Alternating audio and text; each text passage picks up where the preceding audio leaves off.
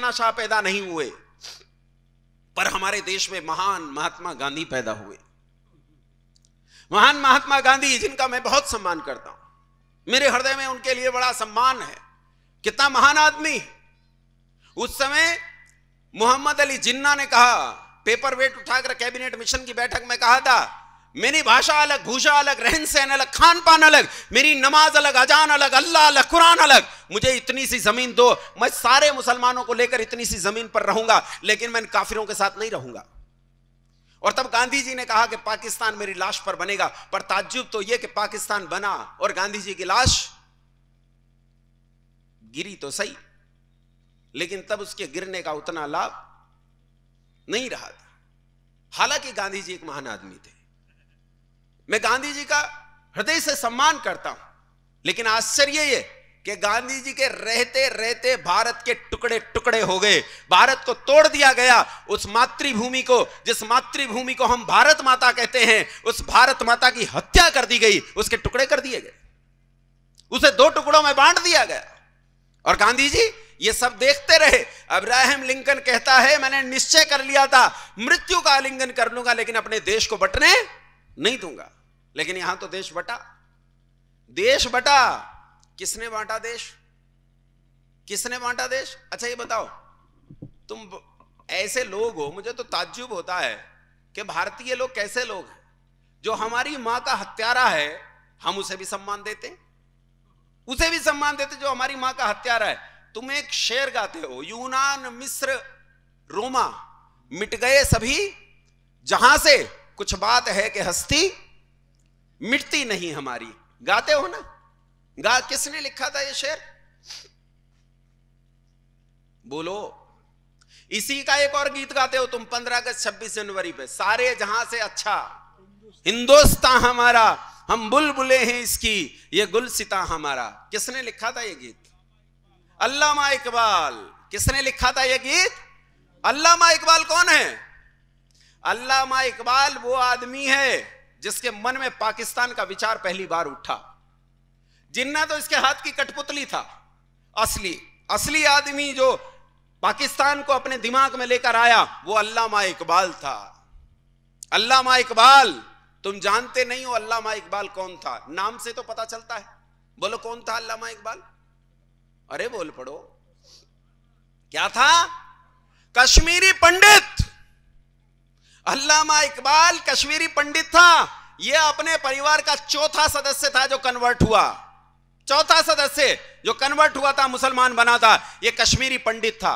मैं तुमसे यह कहना चाहता हूं कि एक आदमी जब कन्वर्ट हो जाता है, मुसलमान बन जाता है, तो वो कितना खतरनाक हो जाता है। वो अल्लामा इकबाल जिसकी पीढ़ियां वेद पाठ करते करते बीती, जिन्होंने वेद के लिए अपने जीवन और घर दांव पर लगा दिए, जिन्होंने अपनी पीढ़ियों को वेद के लिए कुर्बान कर दिया, जिन्होंने इस सनातन धर्म के लिए अपने तिल कर अपने परिवारों को बर्बाद किया, जिन्होंने इस हिंदू जाति के लिए अपना खून बहाया, अपनी पीढ़ियों को तपाकर नष्ट कर दिया, उन्हीं का बच्चा जब धर्म परिवर्तन करके मुंह पर कूंची जैसी थाड़ी थाम लेता है, तब वो ऐसा देशद्रोही होता है कि अपनी ही मातृभूमि के टुकड़े को टुकड़े करने से डरता नहीं। अल्लामा इकबाल ने गीत लिखा, क्या लिखा बोलो? सारे जहां से गाओ गाओ। तुम तो गाते हो, शर्म नहीं आती है? शर्म नहीं आती है इसे गाते हुए कि जिसने हमारी मातृभूमि के टुकड़े किए उसका गीत गाते? बोलो आज के बाद गाओगे? बोलो गाओगे? और कोई गा रहा हो तो बोलो, उसे रोको, और रोकने की ताकत ना हो तो वहां से चले जाओ। लेकिन यह गीत उस आदमी ने लिखा जो देशद्रोही था। इस आदमी ने इस गीत को जाकर पाकिस्तान में बदल दिया था। वहां जाकर इसने इस गीत का नाम रखा कौमी तराना, और गीत को बदल दिया। वहां उसने गाया, सारे जहां से अच्छा पाकिस्तान हमारा, मुस्लिम है हम वतन है पाकिस्तान हमारा, तेगों के साए में, तेग समझते हो? तेग समझते हो? तलवार। तेगों के साए में हम पलकर बड़े हुए हैं, खंजर हलाल का है कौमी निशान हमारा, चीनो अरब हमारा, हिंदुस्तान हमारा, मुस्लिम है हम वतन है सारा जहां हमारा। उसने गीत बदल दिया। ये किताब पढ़ने की जरूरत नहीं है, तुम्हारे हाथ में मोबाइल है, विकिपीडिया पर जाओ, टाइप करो कौमी तराना, तुम्हें कौमी तराना पूरा लिखा मिलेगा। ये तो 1-2 शेर मैंने सुनाए, 10 से ज्यादा शेर हैं इसमें। कौमी तराना पाकिस्तान में खूब गाया जाता है। अब तो किताब की जरूरत नहीं, विकिपीडिया पर सब उपस्थित है, हम पढ़ना ही नहीं चाहते। इस मोहम्मद अली जिन्ना ने इस भारत के 2 टुकड़े कर दिए। और बंधुओं, जब जिन्ना ने यह सोचा कि इस टुकड़े कैसे किए जाएं, और उसने घोषणा कर दी कि मैं पाकिस्तान लेकर रहूंगा, अगर तुम आसानी से नहीं दोगे तो डायरेक्ट एक्शन से लूंगा। डायरेक्ट एक्शन का मतलब सीधी मारकाट से लूंगा। तो बंगाल में गवर्नर, बंगाल का मुख्यमंत्री माफ करना, जिसका नाम था सोहरावर्दी ने इस जिन्ना के उस डायरेक्ट एक्शन को अमली जामा पहनाया। जिन्ना ने बंगाल में घर घर जाकर चंदा और रसीदें काटी, कहा हम पाकिस्तान प्राप्त करने के लिए एक शांतिपूर्ण आंदोलन करना चाहते हैं। और उस काल में करोड़ों रुपए जमा किए, करोड़ों रुपए। किन के घरों से कटी है रसीदें? हिंदुओं के घरों से। किन की दुकानों से कटी है रसीदें? हिंदुओं की दुकानों से। किन लोगों से कटी है रसीदें? हिंदुओं से कटी है रसीदें। रसीदों से करोड़ों रुपया इकट्ठा किया गया। इस करोड़ों रुपए से हथियार खरीदे गए, उस काल के आधुनिक धारदार और बंदूकें, सब तरह के हथियार खरीदे गए। और 16 अगस्त 1946, टाइप करना इस पर, 16 अगस्त 1946, और ढूंढना कि 16 अगस्त 1946 को क्या हुआ था। तुम्हें इतिहास नहीं पढ़ाएगा ये, तुम्हें यह मैकाले की शिक्षा नहीं पढ़ाएगी 1946 में क्या हुआ था, 16 अगस्त 1946 को क्या हुआ था। लेकिन विकिपीडिया पर सब मौजूद है, सारे चित्र मौजूद हैं। 16 अगस्त 1946 की वो भयानक रात, जिसे कलकत्ता किलिंग्स के नाम से जाना जाता है। रात के 1:30 बजे मुसलमानों ने अपने हथियार निकाले और सोते हुए 95% हिंदुओं का कत्ल कर दिया।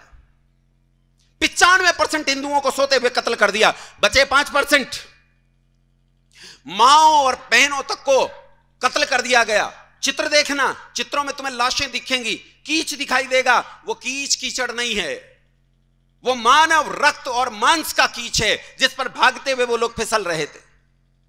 जान बचाकर भागते हुए लोग फिसल कर गिर जाते थे, जिन्हें फिर से काट दिया जाता था। वहां तुम्हें कूड़े के बड़े बड़े ढेर दिखाई देंगे। ध्यान से देखना, वो कूड़े के ढेर नहीं है बंधुओं, ध्यान से देखना, वो कूड़े के ढेर नहीं है, वो माओ बहनों के स्तन काट कर ढेर लगाए गए, स्तन काट कर। हमारी माओ बहनों के। हारी हिंदू जाति, तू कब जागेगी? तूने कितना अत्याचार सहा, लेकिन तुझे पता नहीं चला कि तेरे भीतर की फूट तेरा कितना भारी नुकसान कर रही है। माओ ने वो लाल जन्ने बंद कर दिए जिनके नाम के पीछे बिस्मिल होता था। माओ ने वो पति बनाने बंद कर दिए, जिन पतियों को वो अपना शीश काटकर थाली में भिजवा देती कि जा राष्ट्र की रक्षा के लिए बलिदान हो, मेरी परवाह मत कर। न जाने इस हिंदू जाति का क्या होगा। अरे तुझे जगाते जगाते दयानंद गया, तुझे जगाते जगाते श्रद्धानंद गया, तुझे जगाते जगाते लेखराम गया, तुझे जगाते जगाते राजपाल बलिदान हुआ, तुझे जगाते जगाते बिस्मिल चंद्रशेखर और भगत सिंह गए, लेकिन तू न जागी, तू न जागी। बंधुओं, केवल 5% लोग बचे। और जब इन 5% लोगों ने सोचा कि अब हमारे जीवन में बचाई क्या है, हम लड़ेंगे, और उन्होंने लड़ने के लिए कमर पर अपनी कमर को कसा, तो उसी समय इस देश में जो सबसे महान नेता थे, जिनका मैं बड़ा सम्मान करता हूं, महान महात्मा गांधी जी, वो नोआखाली पहुंच गए। और उन्होंने इन हिंदुओं को झंझोड़ कर कहा कि मुसलमानों पर हाथ मत उठाना, ये मेरे भाई हैं। और बंधुओं, गुरुडम ऐसी चीज होती है। एक बाबा हरियाणा में गिरफ्तार हो गया, जेल में पड़ा है बलात्कार के केस में। उसके चेले आज भी उस जेल के चारों तरफ प्रदक्षिणा करते हैं, पानी का छिड़काव कर करके उन्होंने जेल की दीवारें गला दी। गुरुडम ऐसी चीज होती है, इसकी पट्टी आंख पर बंध जाए तो फिर ये खुलती नहीं है। गांधी उस समय ऐसा गुरुजी था कि उससे बड़ा गुरुजी इस देश में नहीं थे। और गांधी जी के गुरुडम की पट्टी हमारी आंख पर ऐसी बंधी, हमने कहा जो गांधी जी के भाई हैं, तो गांधी जी हमारा बापू, तो ये भी चाचा। और हमने चाचाओं पर हाथ नहीं उठाया। पूरा देश इस भयानक नरसंहार को देखकर डर गया, कांप उठा। और भीतर तक ऐसे लोग डर गए कि किसी के भीतर गुंजाइश नहीं रह गई थी उठने की, हिम्मत नहीं रह गई थी कि वो उठें। बंधुओं, जब पूरा देश कांप उठा, डर गया इस नरसंहार को देखकर, तो आज तुम जिन्हें देखकर हिकारत की नजर से देखते हो, जिन्हें गरीब समझते हो, जिन्हें कमजोर समझते हो, जिन्हें समझते हो मजदूर हैं, रेल की पटरियां बिछाते हैं, सड़कें बनाते हैं, उन बिहारियों ने इसका मुंह तोड़ जवाब दिया। जहां उत्तर प्रदेश खत्म होता है बलिया, और बलिया से 50 किलोमीटर आगे एक जगह पड़ती है छपरा। नाम सुना है छपरा का? छपरा के लड़कों ने तलवारें निकाली और इन मलेच्छों को मुंह तोड़ जवाब दिया। वही जवाब दिया जो नोआखाली में उन्होंने हमारे हिंदू भाई बहनों के साथ किया था, वही जवाब छपरा के युवकों ने दिया। लेकिन वो ऐसा जवाब दे पाते कि ये भी उसी डर में पहुंच पाते, उससे पहले गांधी जी छपरा पहुंच गए। और एक एक घर का दरवाजा खटखटाया और खटखटाकर उन्हें समझाया कि मेरे भाई हैं, इन पर हाथ मत उठाना, और उन लड़कों ने हथियार रख दिए। लेकिन ये आग, ये युद्ध, ये फैल गया बिहार से उत्तर प्रदेश, उत्तर प्रदेश से पंजाब, पंजाब से दिल्ली, और दिल्ली से पंजाब के रास्ते होता हुआ पाकिस्तान वाले उस पंजाब में जा पहुंचा, लाहौर रावलपिंडी में। भयानक मारकाट मची। गांधी जी पूरे देश में घूमते रहे और उन्होंने हिंदुओं को हथियार उठाने से साफ मना कर दिया। 7 महीने के भीतर भीतर इतिहास बताता है 22 लाख हिंदुओं का कत्ल कर दिया गया। 22 लाख लोगों का कत्ल कर दिया गया। और बंधुओं, गांधी जी तो महान है, आपको पता ही है। मैं तो गांधी जी का भक्त आदमी हूं। गांधी जी कितने महान हैं इसका आकलन एक छोटी सी बात से लगाओ। गांधी जी ने लोकतंत्र के मुकुट में नई नई मणियां जोड़ी हैं। जब यह देश आजाद हुआ तो सोचा प्रधानमंत्री कौन बनेगा, तो कहा पहला प्रधानमंत्री तो मनोनीत किया जाएगा। तो पहले प्रधानमंत्री को मनोनीत करने के लिए 2 नाम सामने आए, एक सरदार वल्लभ भाई पटेल और दूसरा, बोलो बोलो, तुम्हारे प्रिय चाचा जी, क्या नाम था उनका, पंडित जवाहरलाल। 16 रियासतों ने मतदान किया और 13 वोट मिले सरदार वल्लभ भाई पटेल को। प्रधानमंत्री कौन बनना चाहिए था? अरे बोल पड़ो। कहते तो यह है बाकी की 3 वोट खारिज हो गई थी, यानी नेहरू जी को एक भी वोट नहीं मिली। अब देखो गांधी जी की महानता। गांधी जी लोकतंत्र का वो शिखर हैं जो बिना वोट पाए आदमी को प्रधानमंत्री बना सकता है कोई इतना महान आदमी दुनिया में? मैं कहता हूं गांधी जी जैसा महान आदमी दूसरा नहीं हो सकता। वो ऐसा व्यक्ति है जो बिना वोट पाए आदमी को भी प्रधानमंत्री बना सकता है। बंधुओं, गांधी जी के खिलाफ इस पूरे देश में एक ऐसी भावना फैल गई कि लोग गांधी जी को देखना पसंद नहीं करते थे। गांधी जी जब नोआखाली गए तो स्त्रियों ने अपनी चूड़ियां फोड़कर, अपने घर में बोतलें और कांच की बोतलें और कांच का सामान फोड़कर गांधी जी के पांव में फेंक दिया। फूल नहीं बिछाए, गांधी जी के पांव में कांच फेंक दिया, लोहा फेंक दिया। जहां जहां गांधी जी गए लोगों ने इन पर थूका। यह स्थिति हुई। लेकिन बंधुओं,